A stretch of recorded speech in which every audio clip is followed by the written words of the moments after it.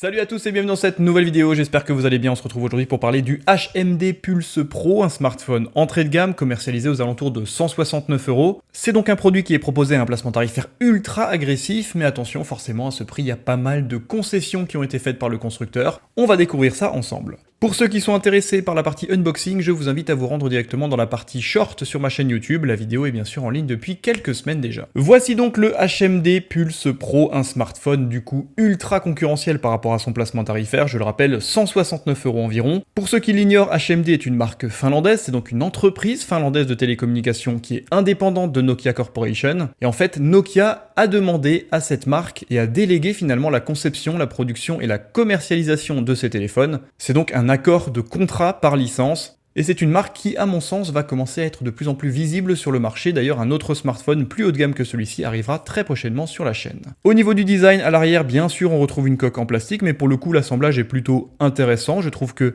le niveau d'assemblage, le feeling et les matériaux choisis restent quand même relativement qualitatifs. Il n'y a rien à redire, il n'y a pas d'assemblage un petit peu mobile, il n'y a pas de jeu.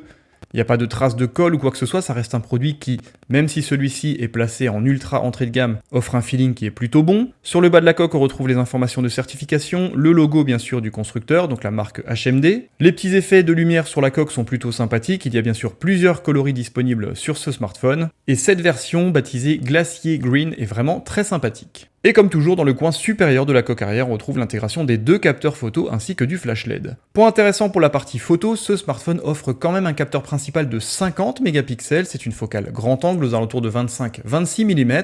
Le diaphragme quant à lui est plutôt généreux avec une ouverture à f1.8 et bien sûr, comme toujours, qui dit haute définition dit technologie de pixel binning pour générer des photosites 4 fois plus grands et de ce fait-là permettre au smartphone de mieux s'en sortir en cas de faible luminosité. En effet, le smartphone aura moins tendance à monter en ISO et générer du coup du bruit numérique sur la photographie. Vous aurez donc le choix entre photographier en 12,5 mégapixels avec cette technologie de pixel binning ou alors accéder à l'intégralité des 50 mégapixels en plein jour par exemple. Le deuxième capteur photo quant à lui est beaucoup plus modeste, c'est un capteur d'assistance de 2 mégapixels uniquement destiné à la photographie portrait. Celui-ci aide le smartphone à générer un bokeh, un flou d'arrière-plan autour du sujet, relativement progressif et assez réaliste, même si bien sûr on est très loin des ténors du marché. Encore une fois, à 169 €, c'est tout à fait cohérent. La captation vidéo, petite déception, ce smartphone n'est pas capable de filmer ni en 4K à 30 ou 60 images secondes, il faudra se limiter à du 1080p à 30 images par seconde uniquement. Et pour en finir avec la partie photo et vidéo sur ce smartphone, au niveau du capteur frontal, c'est encore une belle surprise, on retrouve encore une fois un capteur de 50 mégapixels,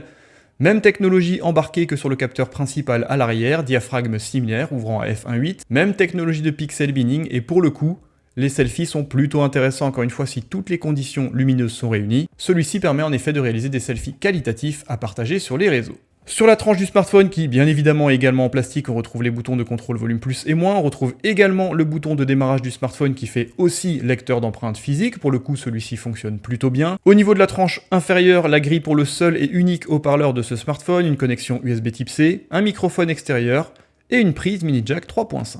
Au niveau de la tranche opposée, on ne retrouve ni bouton ni interaction, on retrouve un grand tiroir dans lequel on pourra mettre carte nano SIM et carte micro SD allant jusqu'à 256 Go. Point à souligner au niveau de la captation réseau, ce smartphone est uniquement 4G et non pas 5G. Et enfin au niveau de la tranche supérieure, ni bouton ni interaction, ni port infrarouge, c'est une tranche qui est très minimaliste. Au niveau des performances, petit processeur Unisoc T606, 6 Go de RAM, 128 Go d'espace de stockage avec la possibilité de mettre une carte micro SD allant jusqu'à 256 Go, et la partie graphique quant à elle est gérée par un GPU Mali G57. Forcément, encore une fois, on est typiquement sur des ingrédients et des composants entrée de gamme.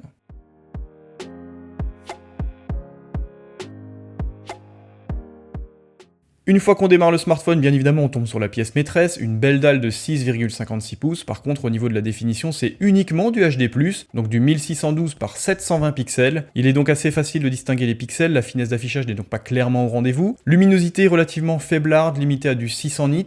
Et un taux de rafraîchissement maximum qui culmine à 90 Hz. Vous aurez le choix entre du 60 Hz ou du 90 Hz adaptatif en fonction de l'usage du smartphone. Donc rien de dramatique encore une fois par rapport à son placement tarifaire, Mais forcément, aujourd'hui, on a l'habitude de voir des écrans plus performants chez la concurrence et même sur des smartphones à moins de 200 €. Au niveau de l'autonomie, on a quand même le droit à une belle batterie de 5000 mAh, compatible avec une charge rapide, entre guillemets, de 20 watts. Bien évidemment, il n'y a plus de bloc chargeur fourni d'origine dans le coffret, il faudra donc se servir d'un bloc chargeur que vous avez à la maison. Particularité également par rapport à ça, vous avez la possibilité de remplacer cette batterie vous-même grâce à cette technologie Quick Fix. En effet, HMD a mis directement en place un site internet pour retrouver quelques composants de ce smartphone, et vous aurez donc la possibilité, grâce au site mis en place par HMD, de remplacer votre coque arrière, votre batterie, le connecteur USB type C ou 2-3 autres composants. Ça, c'est vraiment un point intéressant sur ce produit, et HMD met l'accent là-dessus, sur la possibilité de réparer soi-même son smartphone. Et je trouve que ça devrait être, à mon sens, généralisé sur l'intégralité des grosses marques de l'industrie de la téléphonie. Par rapport à l'interface, rien de particulier, ce smartphone tourne nativement sous Android en version 14.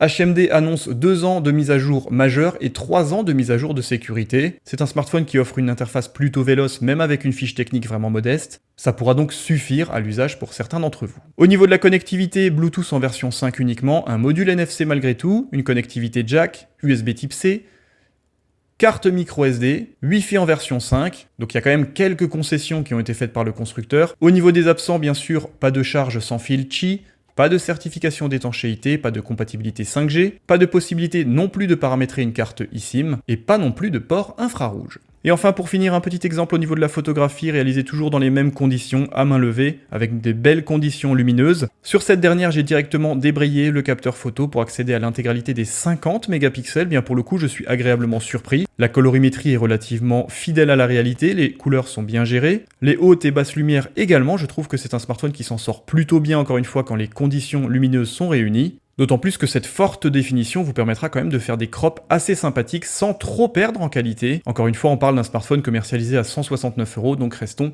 totalement pertinents par rapport aux propos portés sur la qualité des photos. Forcément, nos exigences ne sont pas du tout alignées avec un smartphone ultra haut de gamme par exemple, mais il faut quand même reconnaître que celui-ci s'en sort plutôt bien malgré tout, que ce soit avec son capteur principal à l'arrière de 50 mégapixels ou avec le capteur selfie également de 50 mégapixels. Voilà pour cette petite présentation rapide et mon retour sur ce HMD Pulse Pro, un smartphone comme je l'ai dit avant compatible 4G uniquement, qui tourne nativement sous Android version 14 et qui est commercialisé aux alentours de 169 €, avec 2 ans de mise à jour majeure Android et 3 ans de mise à jour de correctifs de sécurité. C'est donc un produit qui peut satisfaire certains d'entre vous, notamment si vous n'avez pas forcément les moyens d'acheter un smartphone plus cher, mais que vous souhaitez quand même tourner sous Android en version 14, ou si simplement la téléphonie n'est pas votre passion, mais que vous voulez malgré tout un smartphone récent et qui offre des photos en plein jour, plutôt correct, avec une bonne autonomie. Merci à tous d'avoir suivi cette vidéo, merci bien sûr à HMD de m'avoir envoyé ce smartphone. D'autres vidéos arrivent bien sûr prochainement, notamment sur une version plus haut de gamme proposée par HMD. Merci en tout cas d'être toujours plus nombreux, prenez soin de vous, passez de bonnes vacances, et à bientôt. Ciao ciao.